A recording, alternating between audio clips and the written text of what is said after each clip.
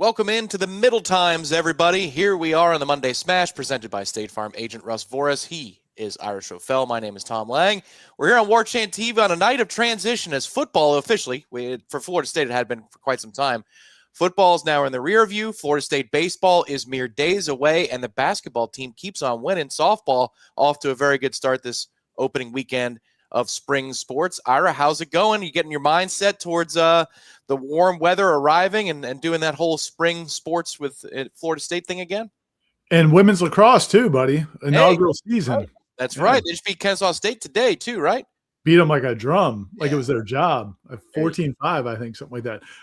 Yeah, man, this is always a real fun time of year. A lot of times I think people think that this season – I don't know that because there's so much going on, it's not like enjoyable for us sometimes. Like people will say, you got so much going on, but I think it's awesome because there's just something different every day. Like football season is great if they're doing good, but if you're in football season and they're not doing well, which we've had for the last couple of years, it's just a drag because there's just nothing that people want to hear about.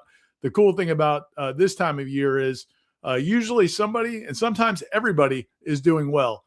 And so there's a lot of good things to talk about with baseball and softball almost every year. And then, men's basketball is playing really well too. Off to the Eddie C. Moore complex soon. Eddie Booza loves softball. We know that. And he said he's a member for now 10 months. Thanks for being a member of the channel, Eddie. My guy mentioning softball. Of course, we've got to. Also, later on in this program, I think we're going to be grabbing the bottles again for our send-off. Yes. I've got the Lagavulin ready. As the basketball program keeps fighting, Ira, these guys are turning into a lovable bunch, aren't they? It's is it Florida man in Alabama? Is that who we have to blame for the shots? That is who yes, he's not making your Christmas card list this year. I understand. That's fine, right? But yeah, man, he started this a few weeks ago, and here we are. They keep winning, so we're keep doing shots. And yeah, that was a really good win. I mean, Notre Dame's not having a great season, but winning on the road in the ACC, we wondered if there was a point where we wondered if this team would win an ACC road game, which really would have hurt everybody's feelings if they couldn't, because football didn't win an ACC road game either. But nice win at Notre Dame. And like you said, man, they give an honest day's effort. I mean, I think that's been the common theme since that NC State loss, which was just horrendous. But since then, even the two games they lost were, very competitive games. And then every game they won, I think one win was by 8 points, but I think every other win's been, one or two possessions, and they just keep finding a way to stay in these games. Just watching Chauncey Wiggins play, I wish he had another year, Ira, because there's so much versatility. I mean, he has been a paint warrior for Florida State of late, but he comes out shooting the three ball. The whole team does, really, but led by Chauncey to start this game. He hits another three, a couple more in the second half that are in big situations. But I just thought all those guys took turns making big shots and big moments. We can get to Alir Malouk's free throws in a second, but A.J. Swinton with a couple of big shots. McCray, of course, whether he drives, he had a couple of big threes as well. Somerville with an important shot in the second half and a 4-point game early in the second half as Notre Dame is rallying. It's just good to see that this was kind of the way they drew up that they were going to be playing offensively, not with the free throws, of course, but they hit 15 three balls on Saturday. 25 field goals made, only 10 two-pointers, 15 three-pointers. I think this is the way that Luke thought it was going to play out. That's what it looked like for this game. And then tomorrow night, they're going to have some liquid courage at the TLC Double C, courtesy of Luke Laux. But Florida State doing things, winning in different ways. This was, I think, much more the way that they had drawn it up in their head preseason.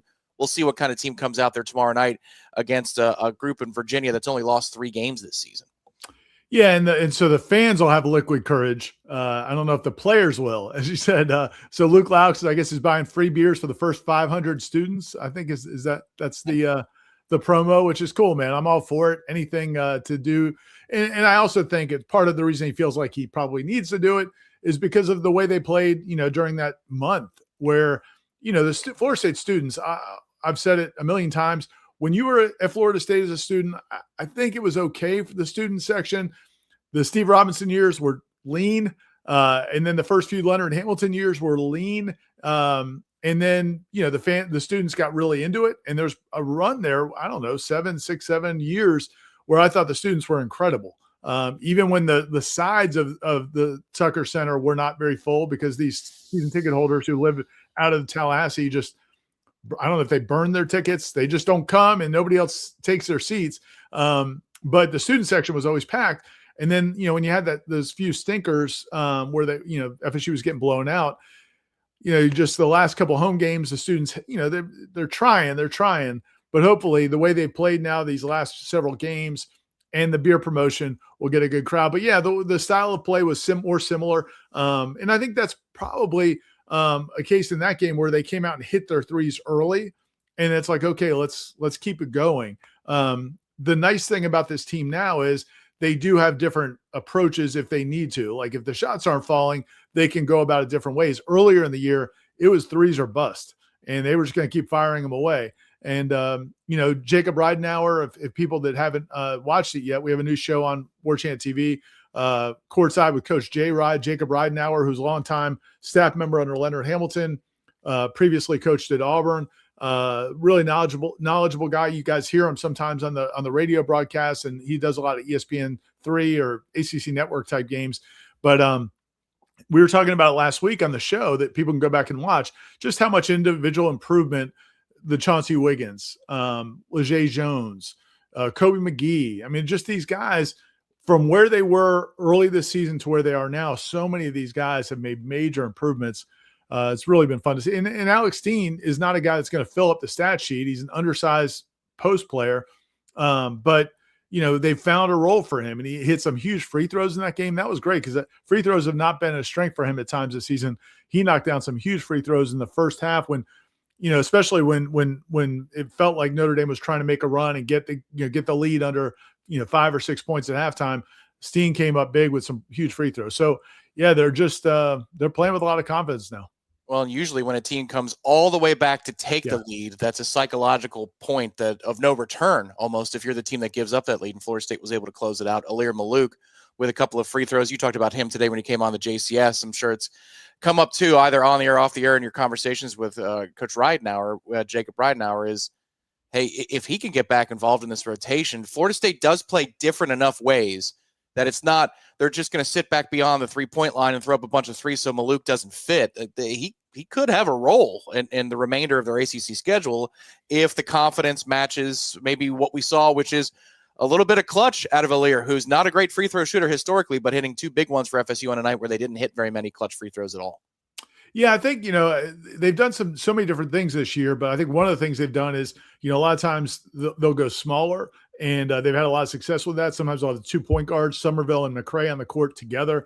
They do a lot of different things. And for whatever reason, Alir Malouk has kind of been left out. But, again, last year when he was a freshman, there were a lot of people very excited about his potential, the way he guarded on the perimeter. Is such a long 6'11", whatever. I'm not sure how he's listed, 6'11", 7 feet, whatever he is. But very athletic and has some nice touch around the basket. He's got good hands. There's tools to work with, so much so that we had heard in the offseason some other schools were really going to come after him from an NIL revenue sharing perspective. And Florida State was able to keep him. And I thought that was a big win for Luke Laux, but they just have not found a way to use him for much of the season, especially the last few weeks. And hopefully this turns it on for him because, I really think he's a talent, and he hasn't been part of this run. He hasn't been, other than those 2 huge free throws, he hasn't been a contributor to this turnaround. So you might say, well, why would we try to mix him in now?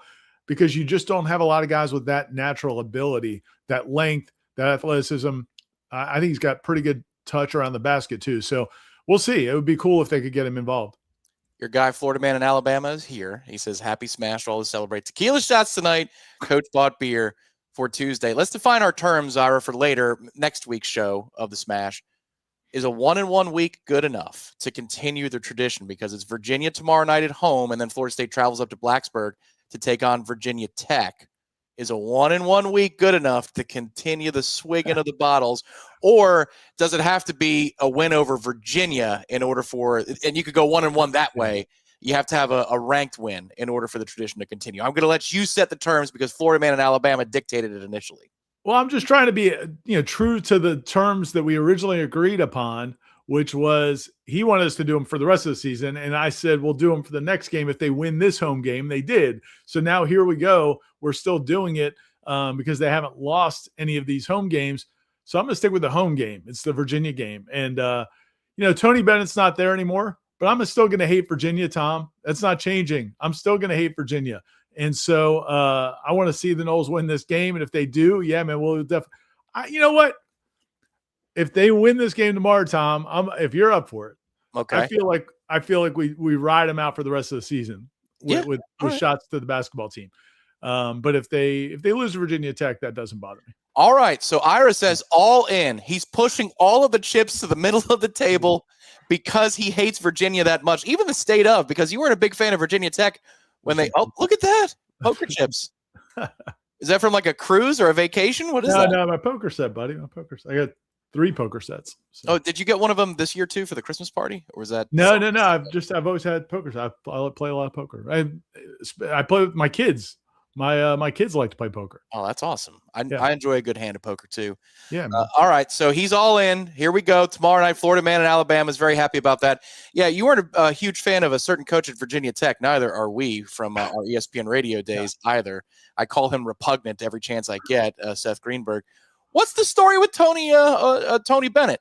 You don't remember? Do you not? No, I don't remember. Maybe I was not privy. Fill me in. No, I mean, I shared it on headlines probably. I mean, it's an irrational hatred, but it's a hatred nonetheless.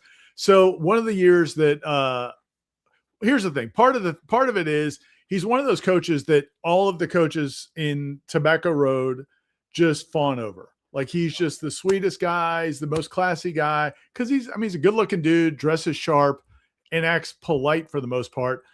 But dude, they had a press conference here when they were loaded. I think it was when Brogdon was there. I mean, they were loaded, and came to Tallahassee, and Leonard Hamilton and the Noles kicked their butts. And he was furious. He was so mad about the fact that they lost. So he comes in the press conference, and the first thing that rubs me the wrong way is, and this is just a media thing, basketball press conferences, you don't need an SID to call people out for questions. This guy, the coaches, I don't know. It's just a pet peeve of mine. We're all adults. It's not like you need to keep order. There's usually only like 10, 15 media in there. It's not the White House press corps. You just let people ask questions and then the coach can answer them. If you want to cut it off after 8 minutes or whatever, that's fine. But anyway, so the only questions Tony Bennett would take were the ones that their SID called upon media for. So I put my hand up like the first question because that was a huge win for FSU. And it was, they knocked off a really good Virginia team. And so I just wanted his perspective on something about the matchup. And their SID calls on like the 2 or 3 Virginia reporters and then goes back to a couple of the Virginia reporters. I keep raising my hand. He keeps ignoring me, even though I swear we made eye contact. And then he goes, after like 5 minutes, he goes, okay, thanks, we're done. And that was it. And I was just so mad because first of all, Tony, you're a grown man. You don't need somebody to call on people for you. And second of all, what the hell is that? Like, why you've won so many games and been so gracious and classy. So that was the thing. That was kind of what got me going. Again, it's not a disrespect to the media thing. It's just like, man, I don't like when somebody presents themselves one way and then when you have a bad night, you act a completely different way. So that's and then it's just kind of people have egged me on through the years. I don't hate the man, but it rubbed me the wrong way. Gutless. He's just gutless, as Jimbo once said about the Freddie Stevenson call. It's gutless. Somebody who was mad about that Freddie Stevenson call and happy about a Florida State victory over Virginia when they got it, because he's happy every time Florida State, or mad every time Florida State has something happen good for them or bad to them, is State Farm agent Russ Forrest. He is tonight's lead sponsor, as he has been for years now on the Monday Smash, going on, I think, 3.5 years at this point. Fantastic supporter of all things Florida State. He supported Warchant.com way back in its inception and been with us along the way. And now, again, entering year 4, I believe, is State Farm agent Russ Forrest of Monday Smash sponsorship. He covers you in 3 different states, Ira, and he can cover you with the power of State Farm in multiple ways. Auto quote for me, the penthouse down here in downtown Tallahassee, he's got me covered a couple of different ways. I've bundled with State Farm agent Russ Forrest, and he can help Florida State fans out there in our footprint. Yeah, no question. And I think, man, again, Russ might be in a better mood these days. Got baseball starting. He's a big baseball guy. He's also a basketball guy. I think he was on think he walked on at FSU for part of his basketball career, which if you've seen Russ Vorhis, you can understand he's a large human being, but a really good guy, huge Nole fan. And as you said, they offer services in Florida, Georgia, and Alabama. If you're over in the Jacksonville area, you can go in and talk to the staff in person. They have the 2 brick and mortar shops, but also anywhere in the tri-state area, Florida, Georgia, and Alabama, you can reach out on their website, russvorhis.com, russvorhis.com, or call the phone numbers. And their staff is very knowledgeable, really put a premium on customer service. They understand that if you're dealing with your insurance company, things aren't great. When I was a kid, Tom, when I was home from college one summer, I worked in the pharmacy at a drugstore. I was the person that took prescriptions and took them to the pharmacist and all that.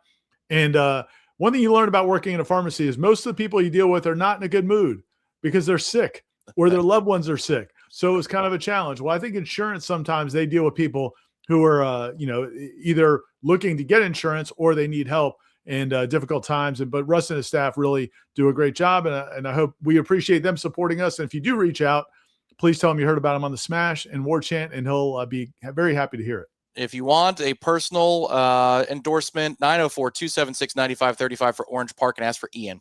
Just what Ira's saying about customer service. Fantastic customer service. I had a weird ask on a contract, and he was able to knock it out in 10 minutes time. Awesome folks there with Russ Vorhis, russvorhis.com. We now pivot to football for a little while because, even though it's not football season anymore, we do have to talk about the head honcho at Florida State. And Ira, you've commenced a series of articles that are available on warchant.com, more of them coming this week. Quarterbacks and running backs and receivers as well, I believe, are out there so far. I want to talk about the running backs at Florida State tonight. If we did this 2 weeks ago, it would have been a fundamentally different conversation because Gus Malzahn would have been the offensive coordinator that we were talking about. But now you've got a key returner or 2 that have produced on the big stage for Florida State, 1 entering a second year, and then a really proven player out of the SEC that Florida State got out of the transfer portal, in addition to some other players. But I wanted to go up and down the list with you, if you don't mind, here on the Monday Smash. So let's start with which one? Either the newcomer that's a headliner in Trey Wisner, or Usman Kroma, the guy everybody wants to see a big jump from in year 2. Where do you think you want to start? Let's start with Trey Wisner, but I'm excited to talk about Usman Kroma too. But Trey Wisner, again, I don't know if we expected when they went into the transfer portal season that they would go get a guy that ran for 1,000 yards in the SEC a couple years ago. And he's not, he's not Herschel Walker in terms of like size. He's not a huge dude. When you see him, and I've gotten the chance to see him up close and personal a couple times, we're going to get to interview him up close and personal on Wednesday morning. He's one of the newcomers that's going to talk to the media on Wednesday. He's not a huge dude by any stretch, but really he's got a really good track record from what he did at Texas. Basically was their, the leading rusher the last 2 years. I really think, and everything we've heard about him, I thought it was cool listening to Ashton Daniels talk about him last week because it's what we had heard from so many other people, is that this is just a sharp dude, really, really focused leader, all about business. And that's exactly what Ashton Daniels said. He's like, he's one of those guys that the way he carries himself, it's important. There's a seriousness about him, a focus. He wants to play football at a high level, and he wants people around him to play at a high level. And man, that's what this team needs. Again, if you go back to last season, they started off great, but when things went south, I just felt like the leadership again failed this football team. And so Ashton Daniels, we'll see if he can be a leader. He has to play well enough to be a leader. But I think Trey Wisner, Deuce Robinson's a really good leader. If you can get more of those guys, I think it's important. So whether or not he can rush for 1,000 yards like he did 2 years ago, we'll see. But I think he's going to be a really, really pleasant addition to this team because he's just a proven guy and seems to be a really proven leader. Yeah, I got a contact over in the Texas side of things, and when he was visiting Florida State, the guy said, "Are you guys serious about taking him?" I said, "I don't know. If I was listing positions, I didn't think running back at that level like you're bringing up would have been at the top of the list. I don't know if they can afford it." And bam, like within being on campus, I remember talking to our own Matt Lasser. They heard the war chant blaring outside from inside the FOF, which meant good news, and it was likely Wisner who came out on the golf cart later smiling. This is a guy where the reputation precedes him. He is somebody who elevates the locker room. Streaky runner. When he gets in a groove, it's really something to see. And one of the standard plays they ran at Texas that they will be running now, in theory, one would think would be counter. That's something that Florida State did not run a lot with Gus Malzahn. They ran outside zone and counter a lot of Texas. That fits what Trey Wisner does. That was going to be one of those outstanding questions for him this year was, how are you going to adapt to what Gus Malzahn wants to do? Well, that question's off the table. So Trey Wisner, even better fit now that there's been a change on offense. But Usman Kroma is a high value player, I think, literally speaking, Ira, when they got him in the high school class a year ago. And then last year he had his moments, a couple of explosive moments earlier in the season, ended up with 408 yards and then another 158 yards receiving. So that's rushing and receiving respectively, over 560 total yards from scrimmage. People want to see that jump this year out of this guy. And he has a different style than Trey Wisner. You could see where these two complement each other pretty well. Yeah, and I really, again, I don't think people blame Usman for not having the monster year that people might have hoped he might have, just because of how highly he was recruited. And like you said, what a value Florida State placed on him in terms of revenue sharing and NIL. I think most people blame the offensive coaching staff for not giving him some maybe more opportunities. Having said that, though, he wasn't like great every time he played. But I think that's the part I've had to kind of recalibrate as I've gone back and looked at last season is what's fair to expect of a freshman running back. Like, the physical tools are there. I don't think there's any doubt about that. He had some very nice runs last year. He had some really nice games, but he wasn't super consistent. I think he, dropped a couple passes, missed some holes, missed some runs. But if, again, you think about that, he was a true freshman on a team that midway through the season kind of went into a tailspin. And I think, again, when I go back to the leadership of a guy like Trey Wisner, is when you had a team that I felt like didn't have a lot of leadership, those younger players, to me, a lot of times are going to be most susceptible to struggles because you can't expect them to be the guy. Another guy to me is like Javen Boggs. Like Javen Boggs, there were so much expectations on him as a freshman because of how well he played in the spring and how he played in preseason camp. But then when the team started doing poorly and then he got some opportunities, he didn't really come through. But again, I think that's a lot to ask of a freshman. So to me, with Usman Kroma, I really think if he's in a backfield with a guy like Trey Wisner, who's played at such a high level and is really, kind of got those leadership skills. Gavin Sawchuk was a really solid guy, but I don't think he was a vocal leader. He didn't have the personality, I think, that from what we hear about Trey Wisner. So I think that's going to be really good. And then just being on campus for another year. Like, I think Kroma probably was unsure about his fit in the offense because from week to week, things were constantly changing. We'll see if Mike Norvell and the new running backs coach Cam Martin can do a better job of honing in on a couple of 2 or 3 main guys, because that's been a frustration for, I know, you and a lot of other people these last couple of years. I'd love to see Trey Wisner, Usman Kroma, and maybe Sam Singleton. We'll see what they do with the other spots, but really love to see Wisner and Kroma get the lion's share of the carries. And I think we may see a much better Usman Kroma in year 2. Yeah, it doesn't mean that these guys are only one skill set or one type of running back. But if you're saying who's more likely to do what, Wisner's more likely to run away from you, and Kroma's much more likely to run over you. Right. And that's something that's nice that you have two complementary pieces there. With Kroma, he reminds me a little bit, Ira, not identical athletically, but he reminds me a little bit of James Wilder back in the day, because what you brought up something where he might have missed a couple of reads, a couple of the gaps where the track was supposed to go, and he just kind of freelances. But he's also strong enough to drag 3 people with him. So even if he chooses the wrong spot, you're going to get a positive play out of it. I think back to the 2012 game against Virginia Tech on the road, there's a 4th down play that preceded the Rashad Green catch run. It's one of the greatest runs ever. It is. He chose the wrong spot, and Jimbo was livid, but he was so strong that he was able to move the pile, was James Wilder. Kroma's got a little bit of that to him. Yeah, that Wilder play was an all-timer. And I was down on the field at that point of the game because we used to go down to the field for the last 7-10 minutes or whatever. And when he got hit in the hole, I was like, oh, boy. And, yeah, man, he just would not be denied. But I think Kroma, we'll see. I think he's a little bit more of a naturally gifted runner in terms of vision and all that. So we'll see. I think he's got a higher upside.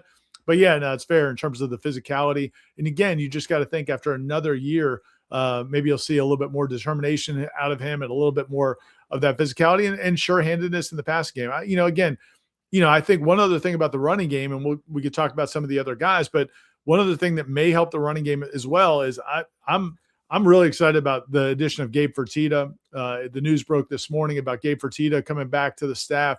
He's going to be a director of strategy and also an offensive coach on the offensive staff. Gabe Fertitta was on the staff for 3 years from 2020, from 22 through 24. He left last year, but he was an analyst on the team. And I did a story on him a couple years ago. I was always really impressed by him. He's kind of known as a film junkie. I think he's really smart. If you look at what he did at Nicholls State last year as offensive coordinator, their overall numbers were not good. Nicholls State has not been a good football team though in recent years. They were 4-8 the last couple of years. But one of the things that they really improved last year was the running. In 2024, Nicholls State averaged like 3.5 yards a carry. They had 5 rushing touchdowns. So this is in conference play. They had 5 rushing touchdowns all year in conference play. They averaged about 3.5 yards a carry per carry. Last year, they averaged about 4.3, 4.4 yards a carry. They had 13 rushing touchdowns in conference play. And they also, ran for about 30 or 40 more yards per game. And I think that was one of the things when he was here, he really helped this coaching staff and Alex Atkins, the coaching staff in general, with blocking things up based on what the other team's defense did. Like he had a really good ability to see what the other team's going to do defensively and then either come up with blocking schemes that they already do or look at other teams that have had success against that team and help them put those things in. I think he's a good hire, a really good hire. And, I guess that replaces a staff member that you lost with Gus Malzahn. But I think he may help the running game also. And again, he works well with Mike Norvell. He was here for 3 years. Mike Norvell bringing him back in, I think is a good sign. So again, I'm not trying to oversell it, but I think he may help this running game. Well, every little bit helps. And yes, I won't linger too much on the fact of just let a bell cow be a bell cow or get into the rhythm of the game. I think that could serve Croma well. It apparently served Wisner well, but one of the concerns at Texas last year from that side was they got a shuffle going on and they lost some of their guys in the rhythm, and that might be why he hit the portal, which, again, I was wondering if you would choose this as a destination given the way that the carries were split, which takes us to Sam Singleton. Because, this is where your mind can play tricks on you, Ira. I would have bet money that Sam Singleton ran for more yards last year than Croma did. But I would have lost that money because Sam Singleton ran for 360 yards, whereas Croma ran for over 400 yards. But the end of the season, that last impression that lingers, Singleton had a really impressive finish to the campaign. And it was almost like a revelation, and then he was lost in the shuffle again. But Singleton had some moments there that also made me wonder when they were going after Wisner, did Singleton not do enough? It's not confusing in a terrible way because you want to have more good players, not fewer good players. But Singleton's not a bad running back by any stretch. No, he's not. He's got great top end speed, and that was kind of what he was known for. And we saw some of that last year, but we also saw him got to have some nice tough runs between the tackles. And the thing that I like about Sam Singleton is he's been here 2 years now. Has he been here 2 or 3? He's been here maybe 3 years now, and it seems like a guy that just will do whatever they ask him to do. Like sometimes at running back and wide receiver, you get guys who, if they're not getting touches, they get frustrated. It affects how they play. When they called upon him last year, man, he just went in and did his job. Like he was impressive in that, the way he carries himself and the fact that he hasn't tried to leave. I mean, maybe Florida State's compensating him at a high enough level. Maybe he's not as in demand as maybe some other players, but I think the fact that he's been willing to stay with the limited opportunities says a lot about him. And I think that makes him a perfect third back, that maybe he'll be okay if Croma and Wisner are the featured guys, and then he's that change of pace guy. And I think he really is a change of pace. I don't think Wisner has Sam's speed, and certainly Croma doesn't, and Sam doesn't have the physicality of Croma. So I think he's a nice third option there. Again, maybe let's just chill with 3. Like maybe we don't have to have 6 running backs in the rotation. We'll see how. I mean, there's some other guys that can play, but I really think he's a nice compliment to those top 2 guys. Yeah, rising redshirt junior. How time flies, man. I remember his first camp, and he had one cut and go immediately when he got on campus, but there wasn't much more to his game than that, and he flashed a lot more well-rounded skills did Sam Singleton last season. Will be interesting. Of the two large gets for Florida State outside of Trey Wisner, Jamari Sands is an insurance policy style running back who's pretty good in his own right from FAU, and then freshman Amari Thomas from Bluntstown, who is, I mean, it's high school film, I understand. Extremely impressive, though. Short area quicks, acceleration. So two other players for Florida State to consider in that rotation. If they do go 6 strong, Ira, you're going to be seeing a lot of Jamari Sands and Amari Thomas. Yeah, and Jamari Sands was a nice player at FAU, but yeah, this is a good depth piece. And, again, I would not expect him to challenge one of those top few guys, but he had a nice run there at FAU over the last couple of years, and showed he could play. Amari Thomas is the only question about him is just the level of competition. He's played, certainly last year at Bluntstown, didn't play great competition. Before that at Mariana, but he's got some eye-popping numbers. I mean, he's almost 2,000 yards a season, I think. And he's also got high school track speed. He doesn't have Makai Danzy college track speed probably, but he was a high school track star as well. And again, like you said, the film is impressive. I know Michael Langston, who covers recruiting for us, really speaks highly of Amari Thomas. So we'll see how he fits in. Maybe again, a guy you can use at times, while not getting carried away, while not giving away too many of the carries for Trey Wisner and Usman Chromo. Yeah, departures for this year for the running back room: Gavin Sawchuk, who was here for the one season; Jalen Lucas, who, man, it felt like for 3 plays or 4 plays against Georgia Tech in Ireland that he was going to take off and be this thing, and never materialized. And then Cam Davis, somebody who we know from the website side generated a lot of eyeballs. So if there was a Cam Davis article or video, people were locked in just because of the look of Cam. Yeah. He moved on as well. He's gone to Liberty. And you would think that if Florida State was to throw another player into the mix that's not listed as a running back, it would be maybe a Makai Danzy in the sweep game, the running game, something along those lines.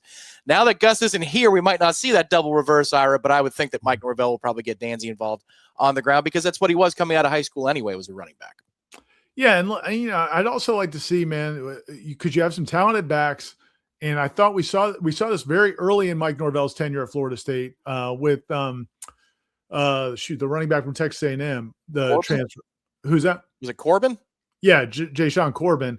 The Wildcat stuff. I'd like to see a little bit more of that, man, especially in short yardage. I just think you've got some guys who can do that, and then as you mentioned, you got Danzy with the speed sweeps and those types of things. I mean, again, it's it doesn't have, you don't have to. I'm not saying you don't have to reinvent the wheel, but you also can find ways to get these guys, match them. So one thing I did like about Gus Malzahn, certainly early in the year, was the way he found ways to accentuate guys' talents and skills. As the year went on, it felt like he lost some of that. I don't know what happened there. It just felt like things got stale a little bit offensively. But maybe the year off from calling plays will get Mike Norvell reinvigorated again. We'll see. And I will take this time to not actually, because this is expensive stuff, but to pour one out for Keziah Holmes. I miss you, Keziah. Man, those 2 runs on the road at Virginia look so good. And nope, never again. All right. We'll be back in 15 seconds here on the Monday Smash, presented by State Farm agent Russ Forrest.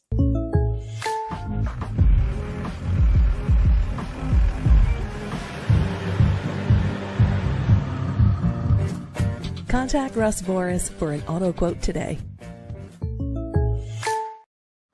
Wes has a question, and it's going to help us promo what's coming up on the site this week, so fantastic. Thank you, Wes. Yo, Tom and Ira, can we get an update on which football player interviews are tomorrow and who you're most looking forward to speaking with? Keep up the great work and go Noles. It's going to be Wednesday this week, Wes. It'll be Wednesday morning, 11 a.m. Ira teased one of those players. It will be the aforementioned Trey Wisner. Also on the docket, defensive back Makai Jones, defensive lineman Rylan Kennedy, wide receiver Ephraim E.J. White. He was an ATH designation coming out of high school. And then, I don't know, Ira, did they mention that Chauncey Kennan would be a part of this week's availability? Because he did not speak last week, or he might be down the line. Yeah, and he goes by Chuck Kennan now. He's on the official roster as Chuck Kennan. That was what Tony White told us during the year, that they call him Chuck, and he's now on the official roster as Chuck Kennan. No, they just said he'll make it up at some point. He was on the list for last week. He was unable to make it. So they're just going to work him in at some point. So one of these weeks we'll have 5 players instead of 4. So it may be tomorrow or on Wednesday, but we don't know for sure. And EJ White is, man, he's one that I'm really interested in seeing. Of the freshmen on this football team, he might be the one I'm most intrigued by because, as you said, he was listed as an athlete coming in because he ended up playing a ton of quarterback at Vero Beach because their quarterback got hurt, Champ Mons. So they put him at quarterback, and I have some friends who are huge college football fans that are not even Florida State fans. One of them's a huge Florida Gator fan, and he saw him play in a playoff game and was like, dude, this kid, because all he does is make plays. I mean, he's not big. He's got to put on some weight. He's got good length. He doesn't have much in the area of weight yet. They're going to put some weight on him, but he is apparently a dynamic playmaker. So it sounds like, man, just a really focused kid, really competitive kid, and really kind of was willing them to a state championship until their coach, I don't know what the hell their coach was doing in the championship game. He blew that game, but yeah, he's a special athlete. So I'm looking forward to talking to him. But all those guys should be talking. It's kind of cool that we're talking to freshmen and transfers at the same time. It's kind of neat to hear the different perspectives. Yep, and you'll be getting those perspectives for 3 more weeks after this week. So it does take us into March, which is the precipice of spring camp. So there will be football presence every week. Again, that is Wednesday at 11. They start to speak, so look for those interviews to post here on the channel and information from those interviews to post shortly after 11 a.m. on the Tribal Council, where we have a live thread going of updates of all the questions and answers, the coverage, all related to that, coming your way on Wednesday. We also have something that's coming your way this Friday, which is pretty cool, and it's going to be the subject of What's Brewing, brought to you by the Copper Drip. The Copper Drip, outstanding, always involved in the community here in Tallahassee. We've got evidence to that end here in just a moment, but the Copper Drip is offering a subscription service. I know Ira's has just arrived in the last week or so. Small batch, ethically sourced, freshly roasted coffee delivered automatically to your door with flexible options. You can get those deliveries either bi-weekly or monthly, and you can save up to 15% on every order when you subscribe. No worries about reordering, running to the store, running out of coffee. You can trust the Copper Drip for better flavor than grocery store coffee, and it supports a woman-owned, mission-driven small business. That's Sierra, of course. Sierra and Brandon were out there this weekend as the Tallahassee Marathon took place. It finishes in College Town, and here's evidence. They're outside right across the street from Madison Social, and one of our war chanters stopped by as Sierra was getting things set. There he is. Our own Matt Lasser took a selfie with Brandon and Sierra outside of their setup. Awesome stuff. Awesome stuff. They stay involved in the community. They were at Tallahassee Nurseries a few weeks back. The marathon supporting that this weekend. So if either you want the coffee service or if you have an event coming up in North Florida and you would like the Copper Drip to be a part of it, head to thecopperdrip.com. Awesome folks, Ira. Yeah, and they didn't know Matt was going to be there, but Brandon was repping the Noles, as we knew. I mean, and again, Brandon is I think maybe honestly the reason he's doing the sponsorship deal with us is so he can text me and ask me questions when there's news about Florida State sports, because Brandon is all about the Noles, and I appreciate it, and it's good catching up with him. But yeah, we did start our subscription. I'm going to be honest here, man. Like I'm a value buyer. A lot of times I'll go to the big box stores and get if I'm going to be drinking coffee, I'm going to get a big container. So I've got one of those huge containers of some store-bought coffee. And but then the subscription came from Copper Drip the other day, and so I had some of that over the weekend. You could just tell a huge difference when you've been drinking. It's fine coffee, but it's and then you switch to theirs, which is more of a just a better source, fresher. We actually grind the beans when they come in. Kim has the grinder there, and yeah, it was delicious. Really good stuff. It's smooth, much smoother, better flavor. And we appreciate Brandon and Sierra for supporting us, and hopefully, when we did the subscription, we used the promo code that you guys can use as well. We used it on the website, even though we're part of the family. We still use the promo code. There you go. MSmash15 is the promo code. MSmash15. Visit thecopperdrip.com. Click on the product that piques your interest and hit subscribe today. So Friday begins. What's brewing is Florida State baseball. Welcome back, baseball. Ira, I've always enjoyed college baseball when I was a student. It was its own sport because the scores did not resemble major leagues like we watch. You're passionate Major League Baseball fan, especially since Baltimore got good again. Yeah, I was going to say, I'm not a huge baseball fan. I'm an Orioles fan, and they've gotten good again. So that's where I am. And the products look completely different for a long, long time. But because Major League Baseball shrunk the minor league system, because the draft doesn't have nearly as many rounds, and because NIL exists, frankly speaking, you got good players. You got good quality baseball in college. It's only gotten better the last 2 or 3 seasons. So if you've walked away from it, we've had people email us on the JCS saying, thank you guys for converting me back to college baseball. It's fantastic. I cannot wait. James Madison is the first team that Florida State plays this weekend. A small note on that at the outset. It's now a 6 p.m. first pitch on Friday night. It was 5. Now it is 6 p.m. Good job, Florida State. Give people more time to get out of work. And then not get to the gate, get to the tailgates. Enjoy the tailgate. That's one cool thing about college baseball. You get out to the Oaks, go see the Animals, have a great time before the game starts. So many broad questions this year, Ira, because Florida State has a lot of turnover, specifically up the middle, defensively speaking. Turnover everywhere you're looking. Catcher, short, second, center field. Going to be a fun team to watch because we know they're very talented. Yeah, and it's one of those things, and I know you and Jeff talked about it a lot today, and I talked a little bit when I came on his show, but, I know you guys talked about it more, but it's one of those things where, Link has been so non-committal about position players in this preseason. And he's going to talk to the media, I think on Wednesday. I know he's talking on Jeff's show, your show tomorrow, the JCS, and maybe you guys will pry some information out of him. But I know he's going to speak to the media, I think on Wednesday or Thursday. And he'll be more forthcoming at that point. But he's been he's kept it close to the vest because he's wanted to try out literally all of these infielders, and there's a bunch of them. It's second, third, and short, and some of them at first as well. And and he's got some outfield guys competing as well. And I think he really wants that competition. On the one side of that, you say, okay, that's great that you've got that kind of competition, and there's a lot of good baseball players in there. On the other side, it's kind of like when you say, if you've got 2 quarterbacks, you don't have one. If you've got 3 second basemen, maybe you don't have one. So, we'll see how that plays out.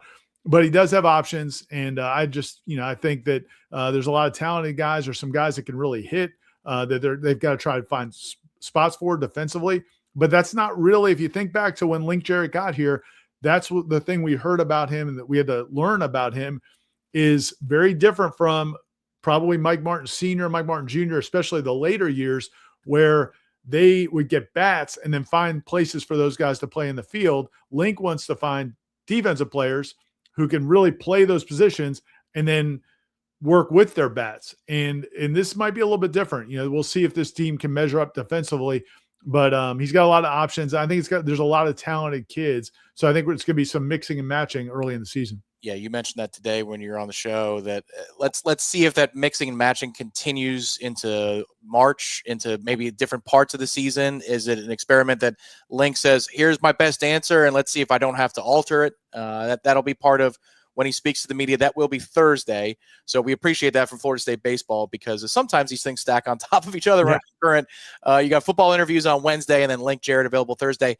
As a note, I'll give you that programming note. I mean, Jeff is interviewing Link and Micah Posey tomorrow morning. If you're Renegade Room level, ad-free tier, and you are Warchant Premier tier, you're going to get that tomorrow. We're going to run it on the air on Wednesday on the JCS. That's the current plan. So if you want an early drop of those interviews, feel free to sign up for Warchant Premier, or if you're an ad-free member on warchant.com, we'll have you covered right there on the Renegade Room.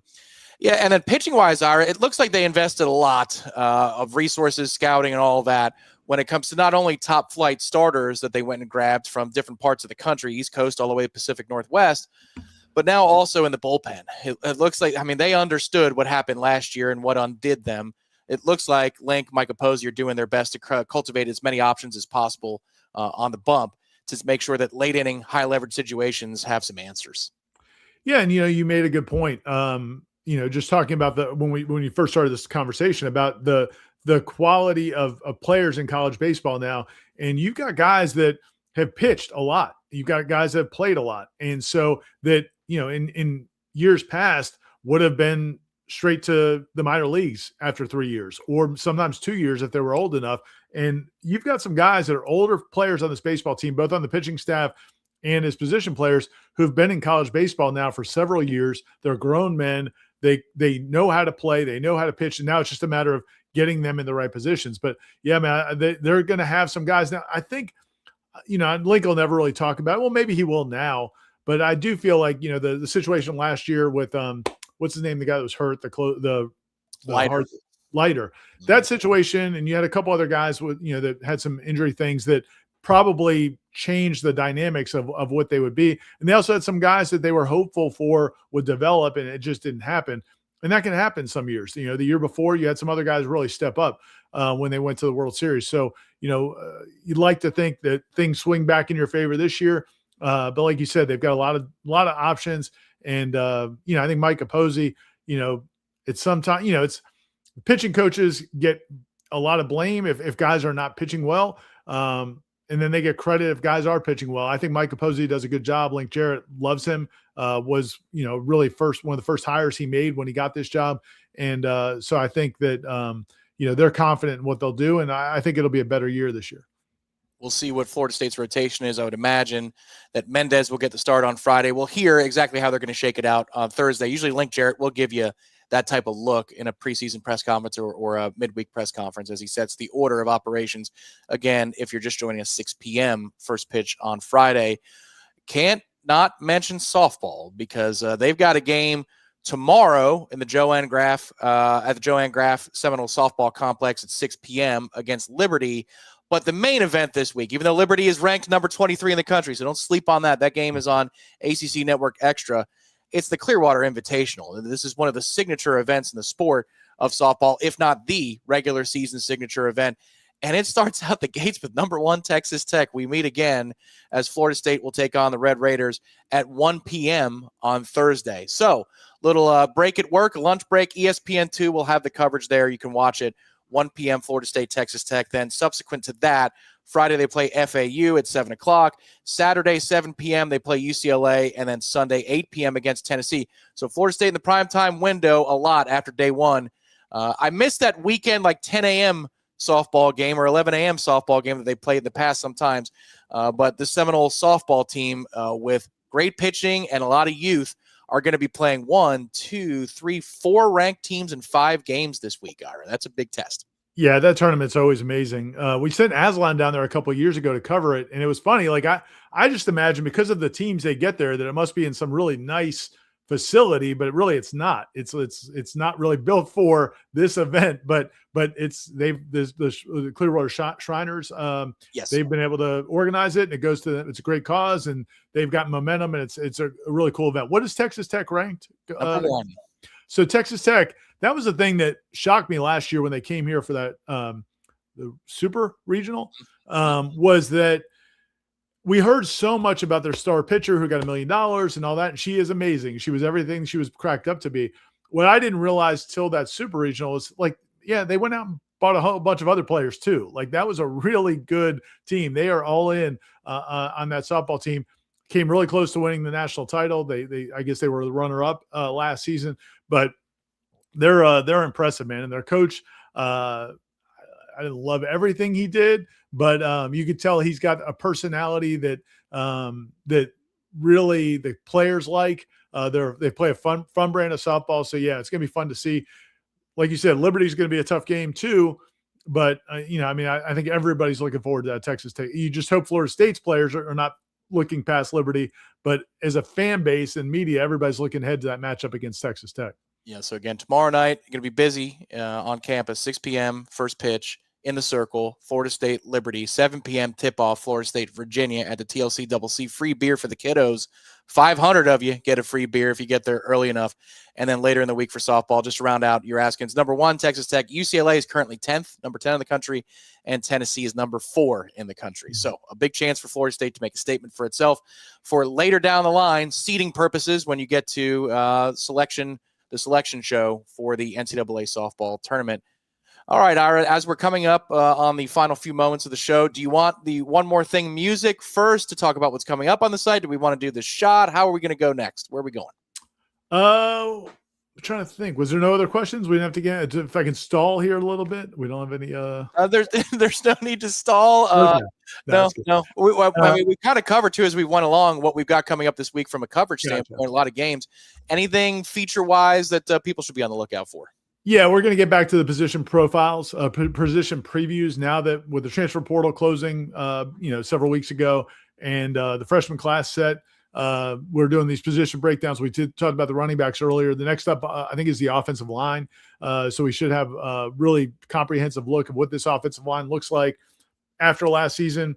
It's kind of a line change. Like in hockey, you had a bunch of starters that were one-year rentals. Now you got a bunch of new one-year guys in. Well, they're not all one-year guys, but you got a bunch of whole new experienced group of projected starters on the offensive line. So we're breaking that position down. And then, like you said, a lot of live events this week that we're going to be covering. Corey will be at men's basketball tomorrow night. Got the softball, and then baseball starts up later this week. So just stay connected. This is, again, as we said at the beginning, I think this is my favorite time of year, honestly, because there's just something constantly going. And even if you have a tough loss, another sport's about to start. So there's plenty of coverage going on all week at warchant.com. We're going to hit the two elements at once, everybody. Stay tuned. Buckle your seatbelts.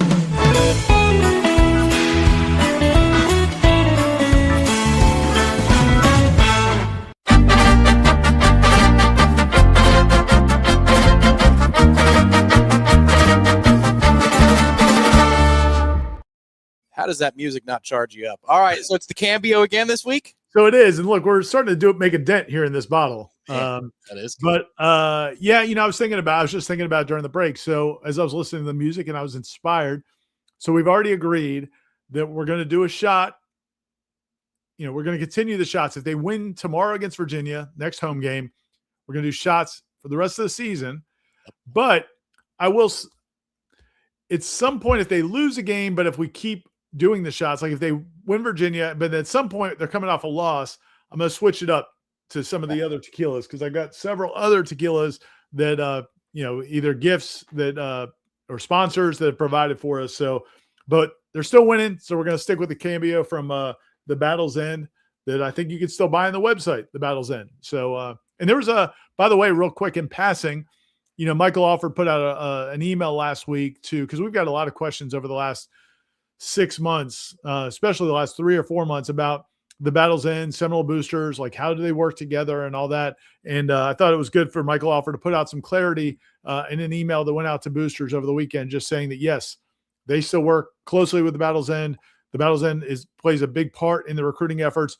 Revenue sharing is where the lion's share of money to athletes goes now for all schools, really. Then the question is, how much NIL can you provide otherwise? In the Battle's End now, it works with different sponsors, they still do the fundraising through the fan base, but you also can support them by buying their products as well. And if the Battle's End, just an impromptu little commercial there, Tom. Well, and if the Battle's End wanted to do a little bit of work with Lagavulin, I would be very, very happy with that because this stuff is delicious. And yes, I think we are. If they beat Virginia next week, I got to break out the new bottle. San Diego Chris, one of our great listeners, Christopher Scelfo, brought me a brand new one, a fresh one. Whoa. I know. What a nice guy. It's like it's like my version of the Dos Artes. You know what I'm saying? So he is a good guy. And I've got he's the one that provided the Avion 44 for me. Oh yeah. Which might be one of the next options although we prefer to sip it. That's a sipper. So is this too. This is totally sacrilege what I'm doing right now. But it's all in against the state of Virginia when it comes to basketball. Ira hates them. So this is to you, Tony Bennett. This is to you and your former team taking a loss tomorrow night.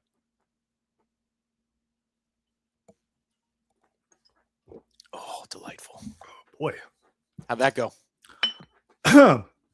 Maybe I'll, No, I'm just kidding. No, it's really good. The gag was me with the Don Julio joking because I was not a very experienced tequila drinker, and it wasn't the smoothest.